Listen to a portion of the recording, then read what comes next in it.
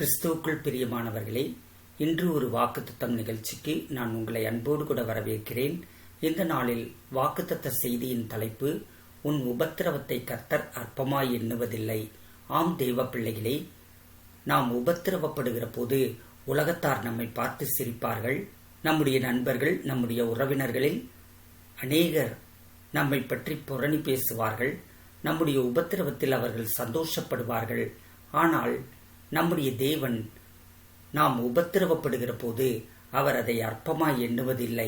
எப்படி ஒரு பிள்ளை உபத்திரவப்படுகிற போது தாயானவள் அற்பமாய் எண்ணாதபடிக்கு, தன்னுடைய பிள்ளையை புறக்கணிக்காதபடிக்கு தாயானவள் அரவணைக்கிறாளோ, அந்த பிள்ளைக்கு செய்ய வேண்டிய காரியத்தை செய்கிறாளோ, அதே போல நம்முடைய பரம தகப்பன் நம்முடைய வாழ்க்கைக்கு தேவையான சகலவற்றையும் அவர் செய்வதற்கு ஆயத்தமாய் இருக்கிறார். உங்கள் உபத்திரவத்தை கர்த்தர் ஒருபோதும் அற்பமாய் எண்ணுவதில்லை. நம்முடைய வாழ்க்கையில் பலவிதமான உபத்திரவங்கள், பாடுகள், போராட்டங்கள், ஏமாற்றங்கள், தோல்விகள், வியாதிகள், பலகீனங்கள், இப்படி பலவிதமான எதிர்மறையான காரியங்கள் கடந்து வந்து கொண்டேதான் இருக்கிறது. வாழ்க்கை முழுவதும் நான் பலவிதமான பாடுகளை அனுபவித்துக் கொண்டுதான் இருக்கிறோம். அந்த பாடுகளின் பாதையில் நாம் கடந்து போகிற போது கர்த்தர் நம்மை கண்ணோக்கி பார்க்கிறார். அதிலிருந்து நம்மை விடுதலையாக்குகிறார். சங்கீதம் 22:24 பார்க்கிறோம், உபத்திரவப்பட்டவனுடைய உபத்திரவத்தை அவர் அற்பமாய் எண்ணாமலும் அருவருக்காமலும் தம்முடைய முகத்தை அவனுக்கு மறைக்காமலும் இருந்து தம்மை நோக்கி அவன் கூப்பிடுகையில் அவனை கேட்டருளினார். அருமை தேவ பிள்ளைகளே, உபத்திரவப்பட்டவனுடைய உபத்திரவத்தை அவர் அற்பமாய் எண்ணுவது இல்லை. அவர் நாம் உபத்திரவப்படுகிற போது, நெருக்கப்படுகிற போது, பாடுகளினூடாக கடந்து போகிற போது, கண்ணீரின் பாதையில் கடந்து போகிற போது, வருத்தத்தோடும் துக்கத்தோடும் காணப்படுகிற போது அவற்றை அவர் அற்பமாய் எண்ணுவது இல்லை. மனிதர்கள் நம்முடைய பிரச்சனையை அற்பமாய் எண்ணுவார்கள். உறவுகளும் நண்பர்களும் புறக்கணிப்பார்கள்.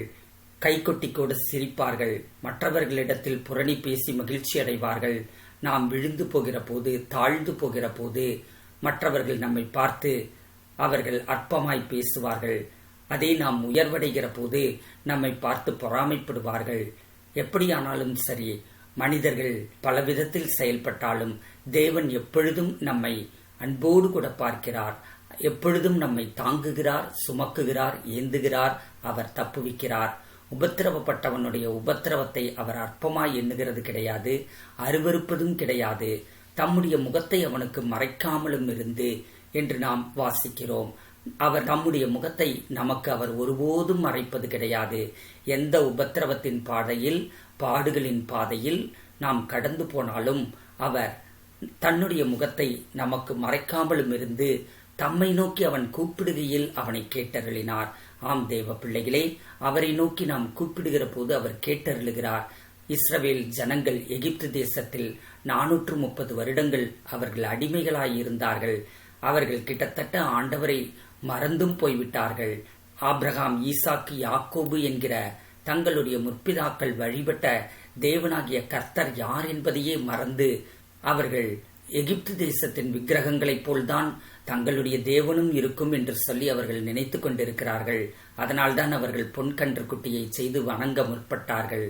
அருமை தேவ பிள்ளைகளே, அப்படி ஆண்டவர் யார் என்பதே அறியாதபடிக்கு மறந்து போயிருந்த அந்த ஜனங்கள் அவர்கள் எகிப்து தேசத்தில் அடிமைத்தனத்தின் நுகம் தாங்க முடியாதபடிக்கு அவர்கள் பெருமூச்சு விட்ட போது அந்த பெருமூச்சின் சத்தத்தை கேட்டு கர்த்தர் அந்த இஸ்ரவேல் ஜனங்களை அவர் விடுதலையாக்கினார். அதற்கென்று மோசே என்கிற ஒரு தீர்க்கதரிசியை எழுப்பினார், ஒரு இரட்சகனை எழுப்பினார். அந்த இரட்சகன் மூலமாக அந்த ஜனங்களை விடுதலையாக்கி பாலும் தேனும் ஓடுகிற ஆசீர்வதிக்கப்பட்ட அந்த கானான் தேசத்திற்குள் கொண்டு வந்தார். அருமை தேவ பிள்ளைகளே, கர்த்தர் உங்களுக்கு முன்பாக பாலும் தேனும் ஓடுகிற கானானை ஆயத்தப்படுத்தி இருக்கிறார். அதை ஒருபோதும் மறந்து போய்விடாதிருங்கள். உங்கள் உபத்திரவங்களை கர்த்தர் காண்கிறார். உங்களுடைய பாடுகள், உங்களுடைய உபத்திரவங்கள், உங்களுடைய போராட்டங்கள், உங்களுடைய வேதனைகள், உங்களுடைய கண்ணீர்கள், உங்களுடைய இயலாமைகள், இது எதுவாய் இருந்தாலும் சரி, இவை எல்லாவற்றையும் கர்த்தர் பார்த்து கொண்டுதான் இருக்கிறார். அவர் அதை அற்பமாய் எண்ணுவதும் இல்லை, அதை அருவருப்பதும் இல்லை, தம்முடைய முகத்தை உங்களுக்கு மறைப்பதும் இல்லை. நீங்கள் பெருமூச்சு விடுகிற போது அதை அவர் கேட்கிறார். நீங்கள் அங்கலாய்க்கிற போது, நீங்கள் அழுது புலம்புகிற போது அதை அவர் கேட்கிறார். நீங்கள் உங்களுடைய துன்பங்கள் வேதனைகளை குறித்து நீங்கள் மற்றவர்களிடத்தில் பகிர்ந்து கொள்ளும் போதும் அவர் அதை கேட்கிறார். அருமை தெய்வ பிள்ளைகளே, அவரிடத்தில் நீங்கள் ஜெபிக்கும் போது அவர் கேளாமல் இருப்பாரோ? நீங்கள் உங்களுக்குள் அங்கலாய்க்கிற போதும் அவர் கேட்கிறார், மற்றவர்களிடத்தில் அங்கலாய்க்கிற போதும் அவர் கேட்கிறார். அப்படி இருக்கும்போது அவரிடத்திலேயே அவரை நோக்கியே நீங்கள் கூப்பிடும்போது அவர் நிச்சயமாக அவர் கேட்டருளுகிறார். அவரிடத்தில் நீங்கள் உங்களுடைய பாடுகள் எல்லாவற்றையும் அவரிடத்தில் நீங்கள் சொல்லுங்கள். எல்லா விதமான ஸ்தோத்திரத்தோடும் விண்ணப்பத்தோடும் கூட தேவனிடத்தில் தெரிவியுங்கள் என்று வேதம் சொல்லுகிறது. நீங்கள் அவரை நோக்கி கூப்பிடுங்கள். அப்படி நீங்கள் கூப்பிடுகிற போது கூப்பிடுதலின் சத்தத்தை கேட்டு அவர் உங்களை விடுதலையாக்குகிறார். எபிரேயரின் புத்தகம் 5ஆம் அதிகாரம் 7ஆம் வசனத்திலிருந்து 10ஆம் வசனம் வரை நாம் இப்படி பார்க்கிறோம். அவர் மாம்சத்தில் இருந்த நாட்களில் தம்மை மரணத்தினின்று ரட்சிக்க வல்லமையுள்ளவரை நோக்கி பலத்த சத்தத்தோடும் கண்ணீரோடும் விண்ணப்பம் பண்ணி வேண்டுதல் செய்து தமக்கு உண்டான பயத்து நிமித்தம் கேட்கப்பட்டு அவர் குமாரனாயிருந்தும் பட்ட பாடுகளினாலே கீழ்ப்படிதலை கற்றுக்கொண்டு தாம் பூரணரான பின்பு தமக்கு கீழ்ப்படுகிற யாவரும் நித்திய ரட்சிப்பை அடைவதற்கு காரணராகி மெல்கிசேதேக்கின் முறைமையின்படியான பிரதான ஆசாரியர் என்று தேவனாலே நாமம் தரிப்பிக்கப்பட்டார்.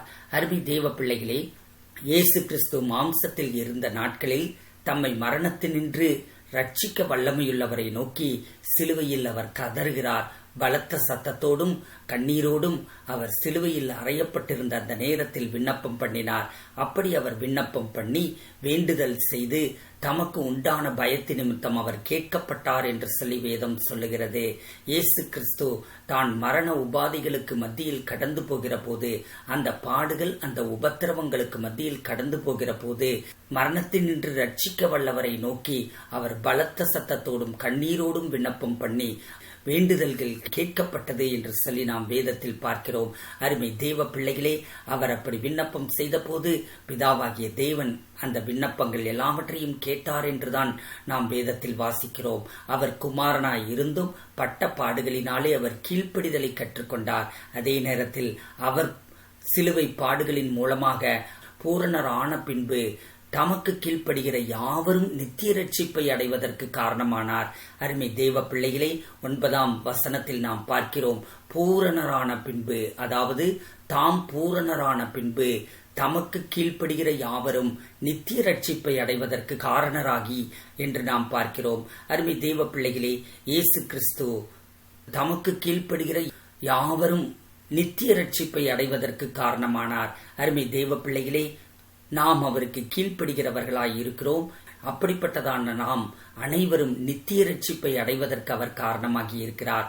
நித்திய ரட்சிப்பு என்பது நம்முடைய ஆத்தும ரட்சிப்பு.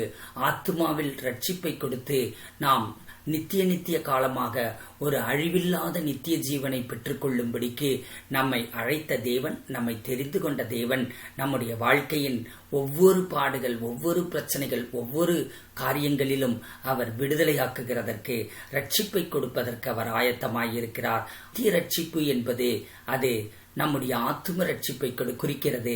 அதே நேரத்தில் அனுதின ரட்சிப்பு என்பது அனுதின வாழ்க்கையில் உண்டாகக்கூடிய பிரச்சனைகள், போராட்டங்கள், உபத்திரவங்களினின்று கர்த்தர் நமக்கு கொடுக்கிற விடுதலை, ஆசீர்வாதம், செழிப்பு, சுகம், ஆரோக்கியம், இப்படிப்பட்டதான காரியங்களை குறிக்கிறது.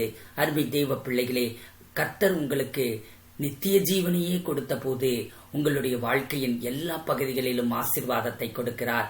10ஆம் வசனத்தில் பார்க்கிறோம். மெல்கிசேதேக்கின் முறைமையின்படியான பிரதான ஆசாரியர் என்று தேவனாலே நாமம் தரிப்பிக்கப்பட்டார்.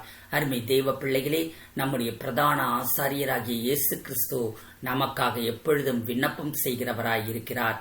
நம்முடைய பாவங்களுக்காக தன்னுடைய ஒரே பேரான குமாரனையே மாம்சத்தில் இருந்த நாட்களில் மரணத்திற்குட்படுத்தி, மரண உபாத்திகள், மரண கட்டுக்கள், அவை எல்லாவற்றின் மத்தியிலும் இயேசு கிறிஸ்துவை சத்தத்தோடு கூப்பிட வைத்து கண்ணீரோடு விண்ணப்பம் பண்ண செய்து, அந்த விண்ணப்பத்தை கேட்டு அவரை மரித்தோரிலிருந்து உயிரோடு கூட எழுப்பின பிதாவாகிய தேவன் நம்முடைய பாவங்களுக்காக தன்னுடைய ஒரே பேரான குமாரனையே அவர் ஒப்புக் கொடுத்த போது நம்முடைய உபத்திரவங்கள், நம்முடைய பாடுகள், நம்முடைய பிரச்சனைகளை அவர் கண்டும் காணாமல் இருப்பாரோ? அவர் நிச்சயமாக உபத்திரவப்படுகிறவனுடைய உபத்திரவத்தை அவர் அற்பமாய் எண்ணாமலும் அருவருக்காமலும் தம் முகத்தை அவனுக்கு மறைக்காமலும் இருந்து அவரை நோக்கி நீங்கள் கூப்பிடுகிற போது உங்களை அவர் கேட்டருளுகிறார். அருமை தெய்வ பிள்ளைகளே, நீங்கள் ஜெபிக்கிற ஜெபங்கள் எல்லாவற்றையும் கர்த்தர் கேட்கிறார் என்ற விசுவாசத்தோடு கூட நீங்கள் ஜெபியுங்கள். உங்களுடைய கண்ணீர்கள், வேதனைகள், உங்களுடைய பெருமூச்சுக்கள், உங்களுடைய அங்கலாய்ப்புகள் எல்லாம் கர்த்தருடைய சமூகத்திற்கு கடந்து போகிறது என்பதை ஞாபகம் வைத்துக் கொள்ளுங்கள்.